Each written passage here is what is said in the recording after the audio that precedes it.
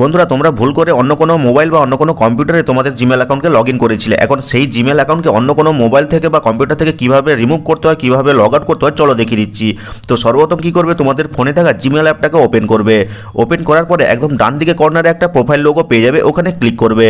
Click করলে কিন্তু এরকম ইন্টারফেস পেয়ে যাবে। এখন যেই জিমেল আইডিটা লগ আউট করতে চাইছো অন্য ফোন থেকে বা অন্য কম্পিউটার থেকে, সেটা সিলেক্ট করে নেবে। তো আমার ওপরে যেটা সিলেক্ট করা রয়েছে সেটা আমি অন্য মোবাইল বা কম্পিউটার থেকে রিমুভ করতে চাইছি বা লগ আউট করতে চাইছি। তো এরকম থাকা অবস্থায় কী করবো, এই যে ম্যানেজ ইওর গুগল অ্যাকাউন্ট অপশনটা রয়েছে, এখানে ক্লিক করে দিব।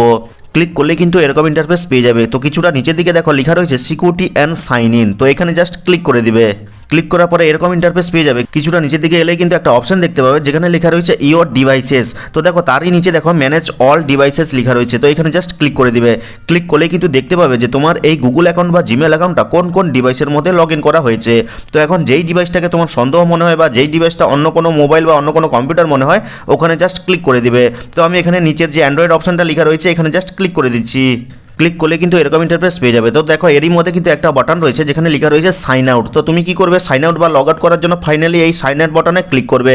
ক্লিক করার পরে ফাইনালি এই সাইন আউট বাটনে ক্লিক করলে কিন্তু তোমার এই গুগল অ্যাকাউন্ট বা জিমেল অ্যাকাউন্টটা কিন্তু এই ডিভাইস থেকে বা এই কম্পিউটার থেকে কিন্তু পার্মানেন্টলি রিমুভ বা লগ আউট হয়ে যাবে। এইভাবে কিন্তু যতগুলো ডিভাইস দেখাচ্ছে ঠিক একইভাবে কিন্তু সব জায়গা থেকে তুমি লগ আউট করতে পারবে। তো ভিডিওটা দেখে হেল্পফুল মনে হলে লাইক করে চ্যানেলটিকে সাবস্ক্রাইব করবে, কমেন্ট করে জানাবে কেমন লাগলো আজকের এই ভিডিওটা।